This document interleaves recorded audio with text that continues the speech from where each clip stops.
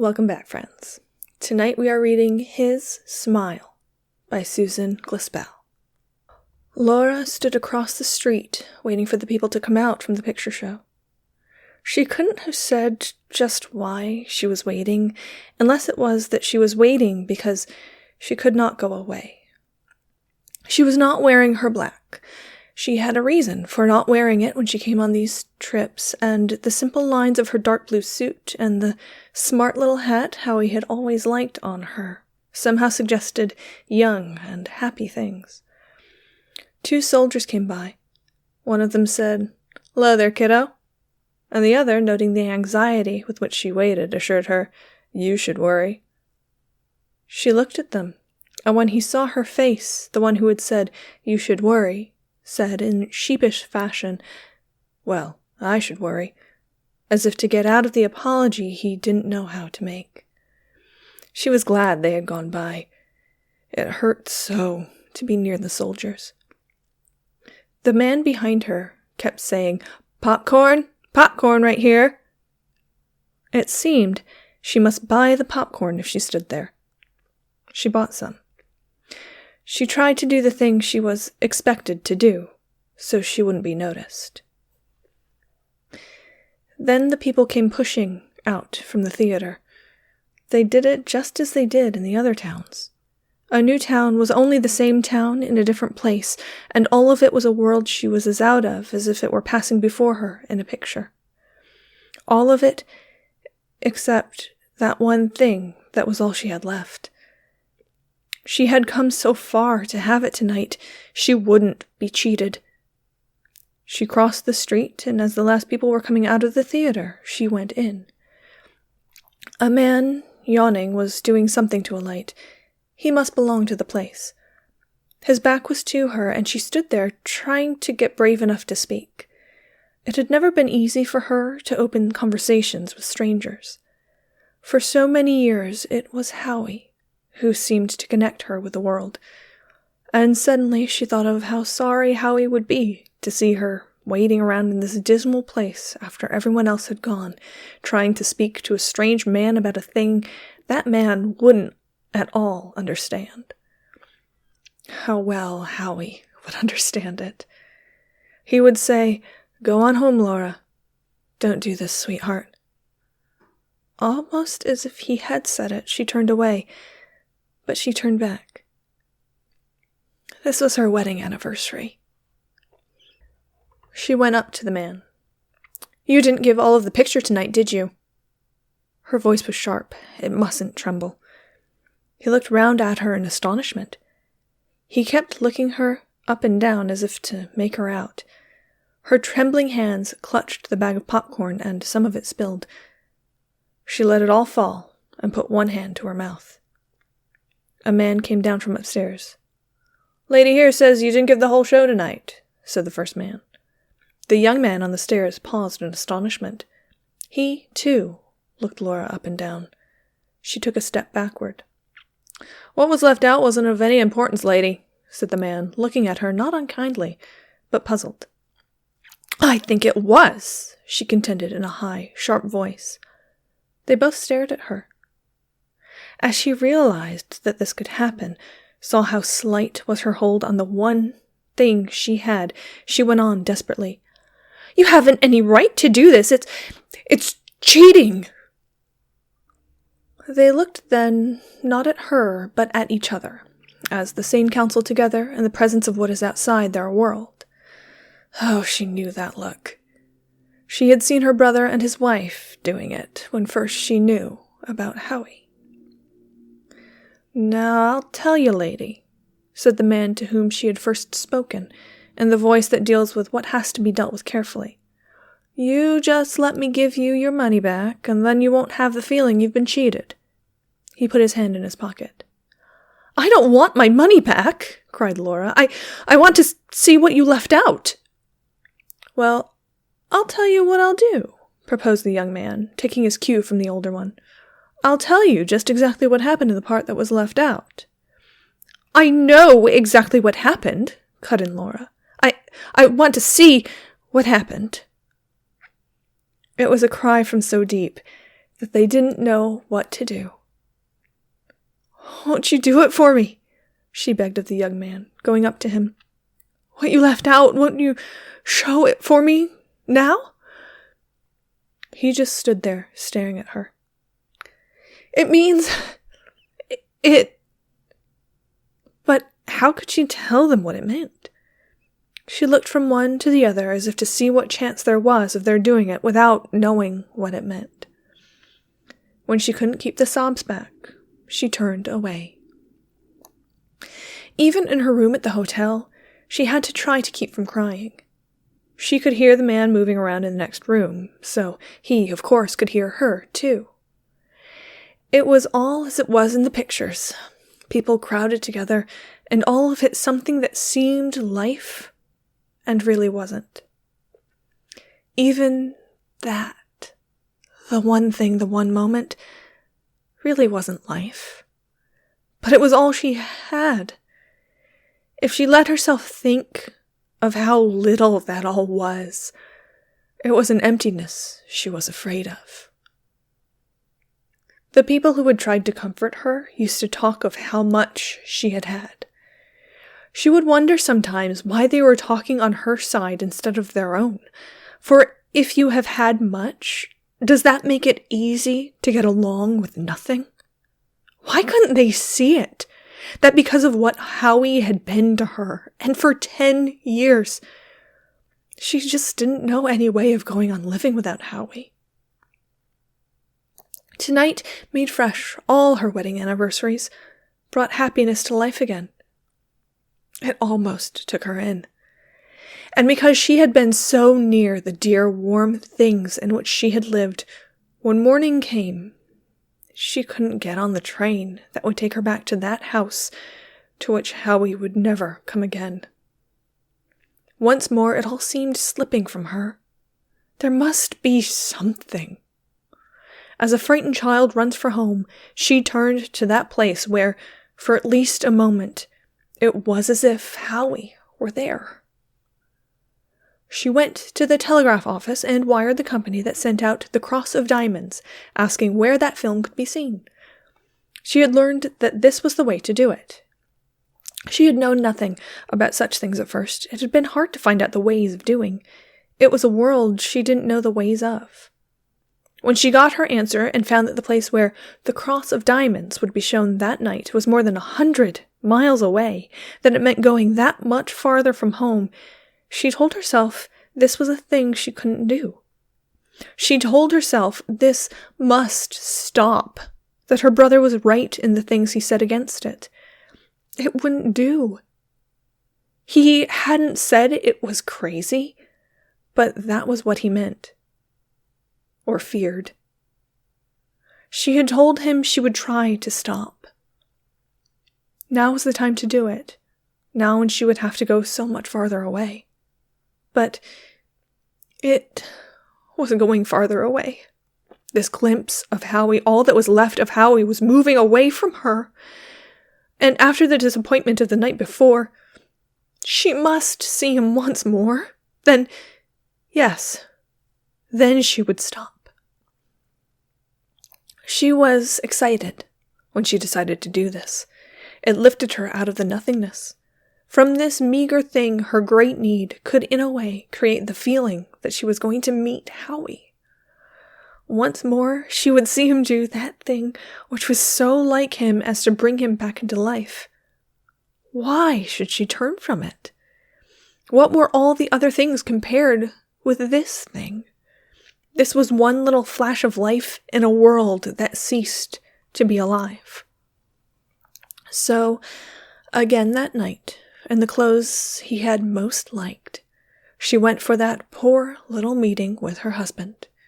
So pitifully little, and yet so tremendous because it was all she would ever have. Again she sat in a big, noisy place with many jostling, laughing people, and waited to see Howie. She forgot that the place had ugly red walls and sickly green lights. She could somehow separate herself from harsh voices and smells, for she was here to meet Howie. She knew just the part of the house to sit in. Once she had sat where she couldn't see him as he passed from sight. After that, she had always come very early, so she had to sit there while other people were coming in. But she didn't much mind that. It was like sitting in a crowded railway station when the person you love is coming soon. But suddenly, something reached over that gulf between other people and her. A word. A terrible word. Behind her, someone said, "Munitions." She put her hand to her eyes and pressed tight. Not to see. That was why she had to keep coming for this look at Howie. She had to see him. That she might shut out that. The picture of Howie. Blown into pieces. She hated people. They were always doing something like this to her. She hated all these people in the theater. It seemed they were all somehow against her. And Howie had been so good to them. He was so good to people like the people in this theater. It was because he was so good and kind to them that he was not Howie now. He was always thinking of people's comfort, the comfort of people who had to work hard. From the time he went into his father's factory, he had always been thinking up ways of making people more comfortable in their work. To see girls working in uncomfortable chairs or standing hour after hour at tables too low or too high for them, he couldn't pass those things by as others passed them by.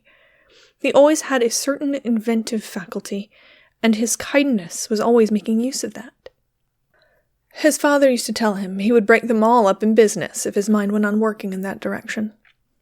He would tell him if he was going to be an inventor, he had better think up some money-making inventions.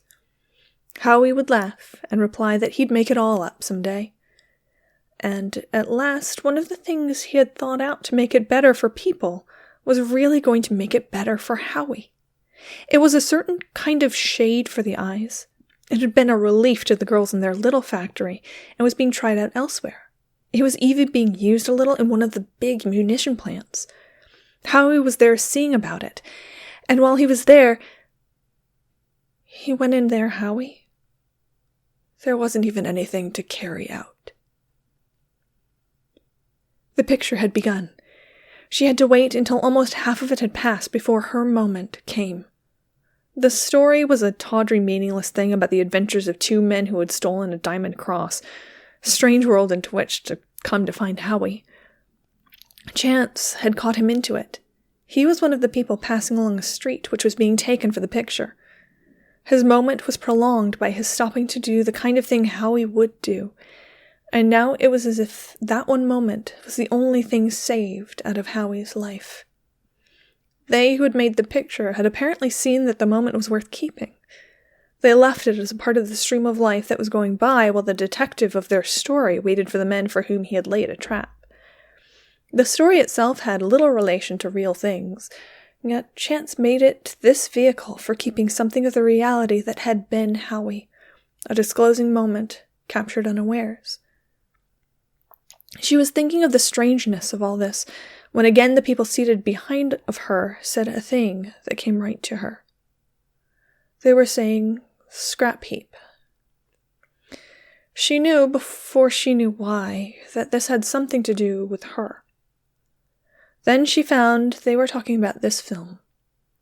It was ready for the scrap heap. It was on its last legs. They laughed and said perhaps they were seeing its last appearance. She tried to understand what it meant. Then even this would cease to be in the world. She had known she ought to stop following the picture around. She had even told herself this would be the last time she would come to see it. But to feel it wouldn't any longer be there to be seen, that even this glimpse of Howie would go out as life goes out, scrap heap. She sat up straight and cleared her throat. She would have to leave. She must get air. But she looked to see where they were. It's not far now. She might miss Howie.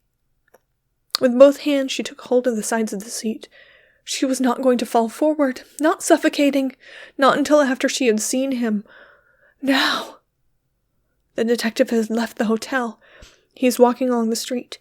He comes to the cigar store door and steps to watch. And there comes the dog. That it was not going to be cut out tonight. Along comes the little dog, pawing at his muzzle. He stops in distress in front of the cigar store. People pass and pay no attention to the dog there on the sidewalk. And then, in the darkened theater, her hands go out, for the door has opened, and she sees her husband, Howie, there, moving as he always moved. She fights back the tears that would blur him. That dear, familiar way he moves. It is almost as if she could step up and meet him, and they could walk away together. He starts to go the other way. Then he sees the dog. He goes up to him. He's speaking to him, wanting to know what's the matter. She can fairly hear the warmth and kindness of his voice as he speaks to the little dog.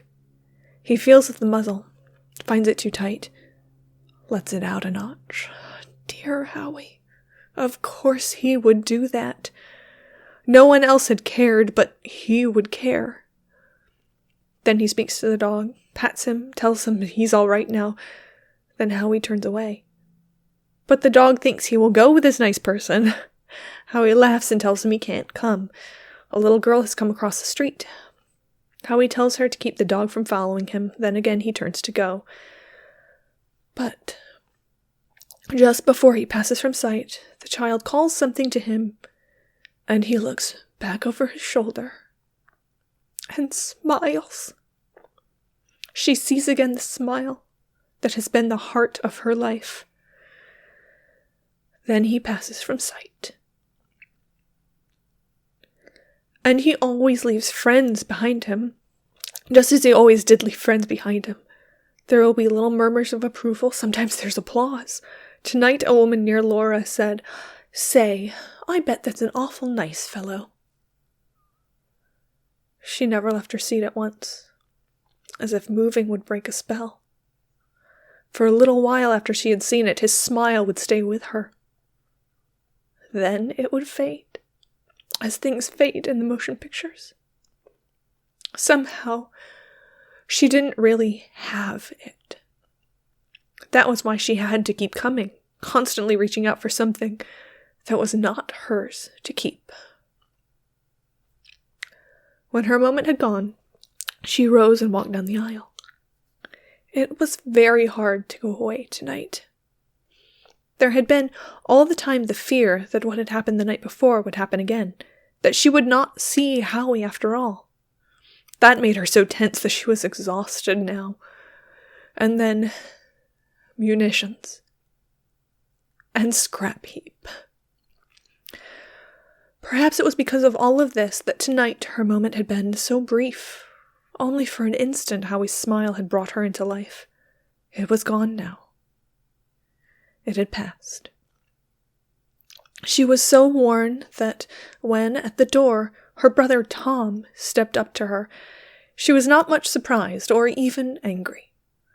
Tom had no business to be following her about. She had told him she would have to manage it in her own way, that he would have to let her alone. Now here he was again, to trouble her, to talk to her about being brave and sane, when he didn't know, when he didn't have any idea what he was talking about. But it didn't matter. Not tonight. Let him do things, get the tickets and all that. Even let him talk to her. That didn't matter either. But he talked very little. He seemed to think there was something wrong with her. He looked at her and said, "Oh, Laura," reproachfully, but distressed. "I thought you weren't going to do this anymore, Laura," he said gently, after they had walked a little way. "How did you know I was here?" she asked listlessly. "They sent me word you had left home. I traced you." "I don't see why you should trace me," she said, but not as if it mattered.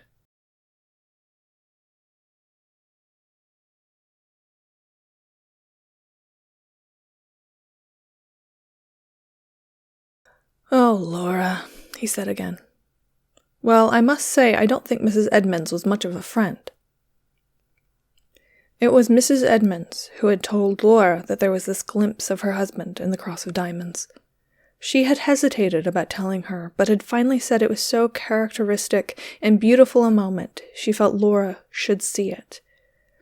From the first, Tom had opposed her seeing it, saying it would be nothing but torture to her. Torture it was, but it was as if that torture were all there was left of life. Tonight, everything was as a world of shadows.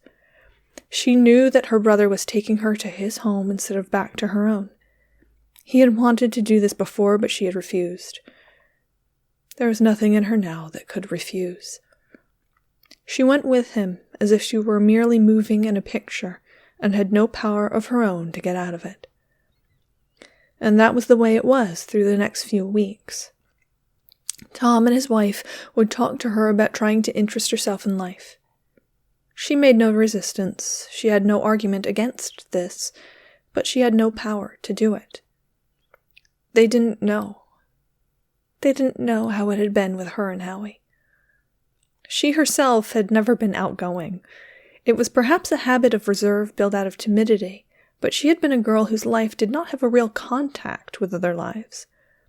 Perhaps there were many people like that. Perhaps not. She did not know. She only knew that before Howie came, the life in her was more as a thing unto itself than a part of the life of the world. Then Howie came. Howie who could get on with anyone, who found something to like in everyone, and in the warmth and strength of his feeling for people, he drew her into that main body of life where she had not been before. It had been like coming into the sunshine. Now, he was gone, and they asked her to be alone what she had been through him. It was like telling one to go into the sunshine when the sun is not shining.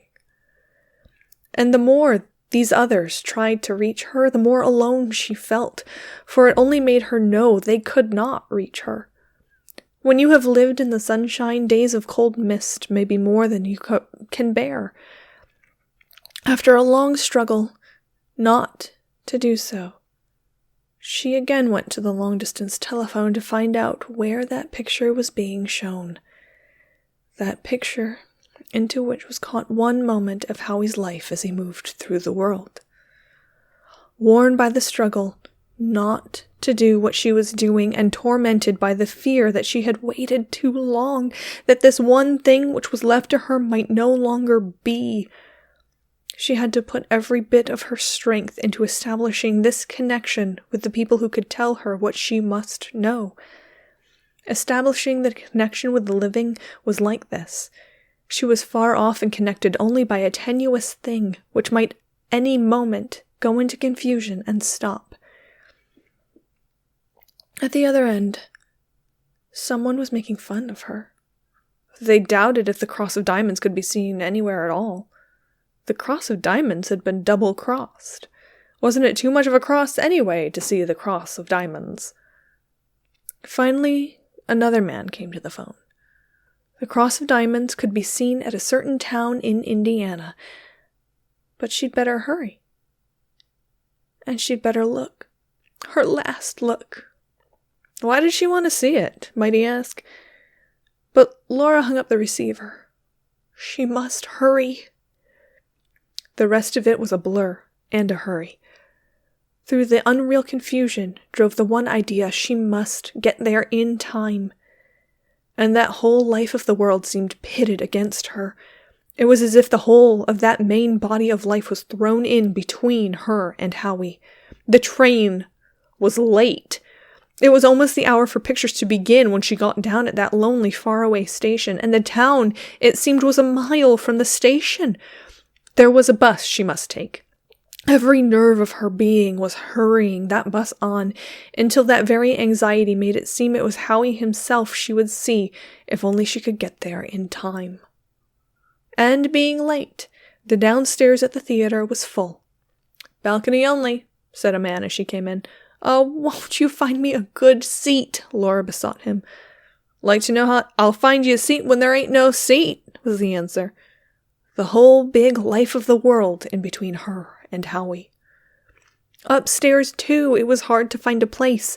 All those people seated there. For them, it meant only a few hours' silly entertainment. But after a moment, a man directed her to a seat. There was another place beside it, and just as Laura was being seated, a woman came along with 2 children.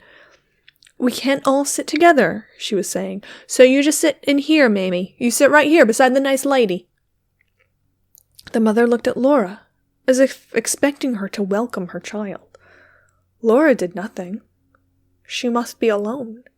She was there to be with Howie. She was not as late as she had feared. There would be time for getting ready for Howie. She knew this would be the last time she would see Howie as he moved through the world. For the last time, she would see his face light to a smile. As she did not reach him tonight, she would never reach him. She had a feeling that she could reach him, if only something in her.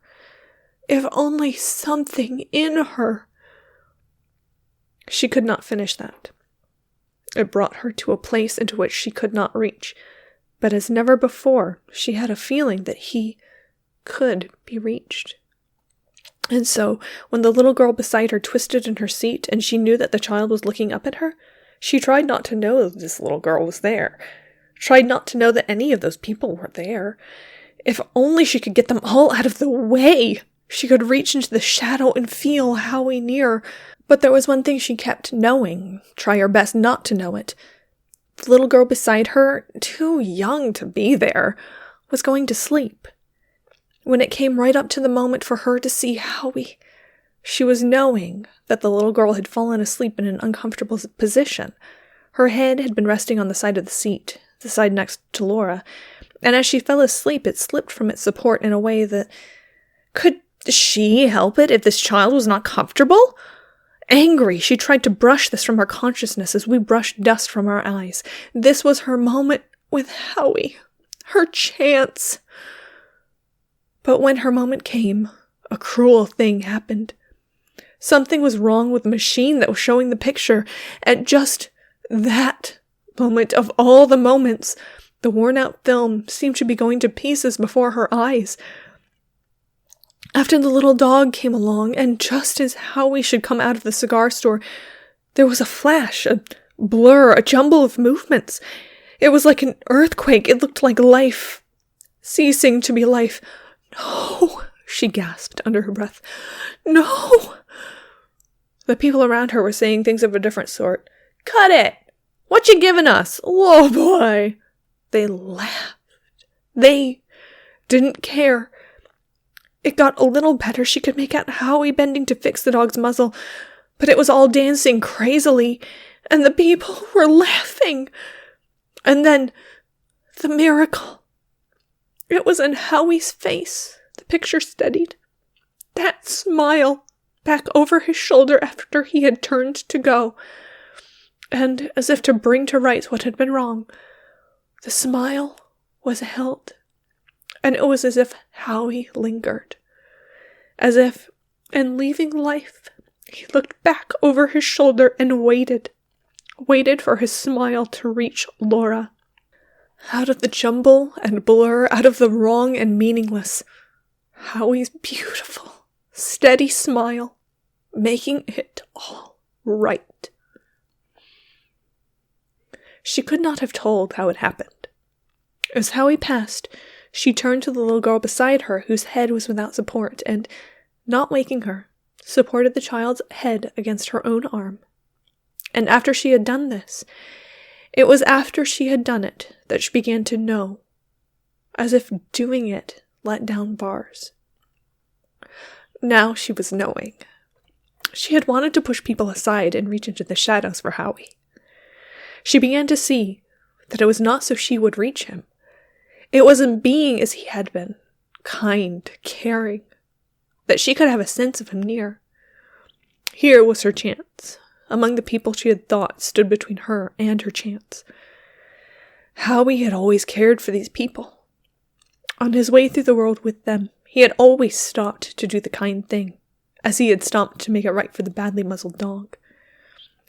Then there was something for her to do in the world. She could do the kind things Howie would be doing if he were there. It would somehow keep him. It would fulfill him. Yes, fulfill him. Howie had made her more alive, warmer and kinder. If she became as she had been before, Howie would have failed. She moved so that the little girl who rested against her could rest the better. And as she did this, it was as if Howie had smiled. The one thing the picture had never given her, the sense that it was hers to keep, that stole through her now, as the things come which we know we can never lose. For the first moment since she lost him, she had him. And all the people in that theater and all the people in the world here was the truth. It cleared and righted, as Howie's smile had righted the picture. Insofar as she could come close to others, she would come closer to him. The end. So Susan Glaspell is goals. She started off her career as a journalist, and she worked the crime beat, and she ended up writing, I think it was 9 novels and 13 plays and just dozens of short stories. She's best remembered for her one-act play Trifles, which is also known as a short story, A Jury of Her Peers, which we have read, and I'll link up there. She won the Pulitzer in 1931, but the play was actually produced in 1930 because that's how awards work. It was called Allison's House. Her works kind of fell into kind of obscurity for a while, but with the feminist movement in particular in the 70s and 80s, her work kind of took on new life with the themes that she kind of explores, especially with Jury of Her Peers, or Trifles.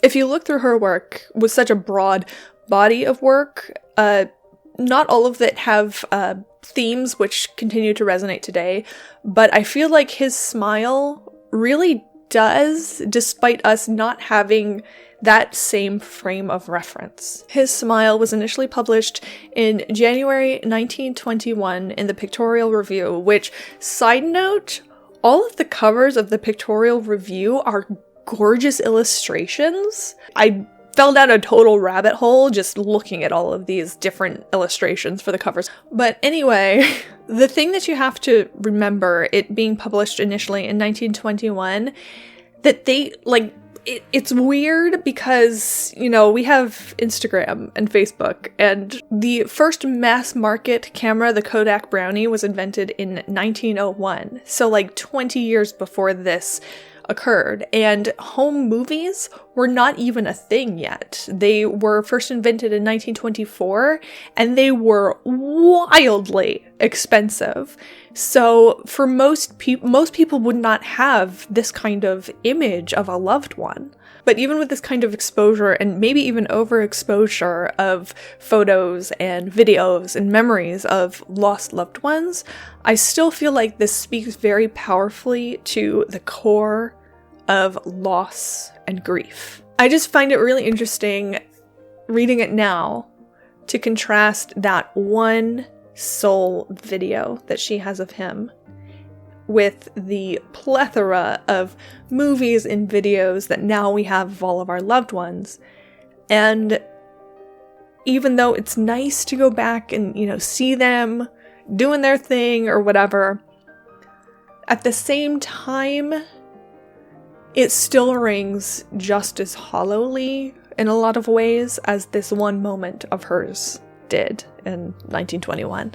Laura is going to see his smile, of course, because, she misses him and wants to see it, but because she has no sense of purpose. Laura keeps making reference to herself feeling as though she were the one who was in the movie and not necessarily Howie.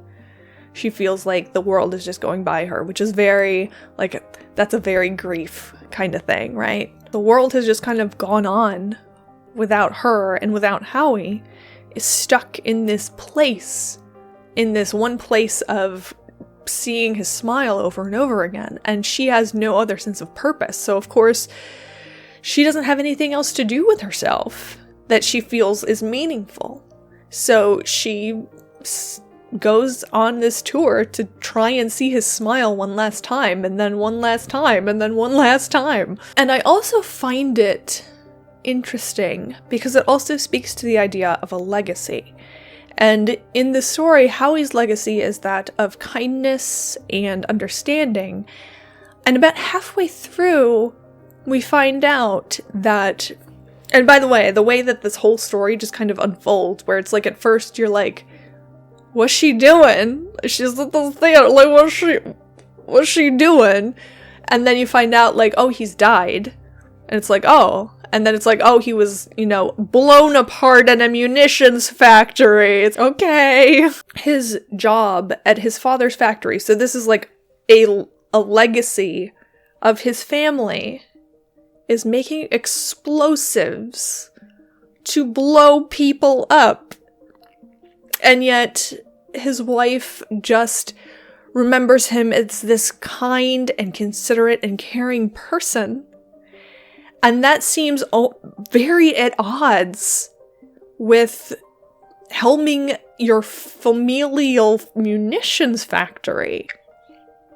And I mean, that seems like a deliberate choice on Susan Glaspell's part, too, right? Like, she could say, oh, he saved a toddler from drowning and then was swept out to sea.